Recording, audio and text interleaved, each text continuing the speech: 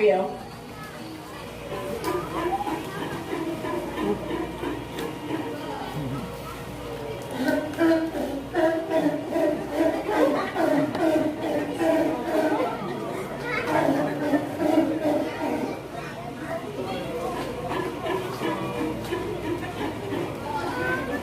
Way to hit those high notes. 와, 박수 친다. 와.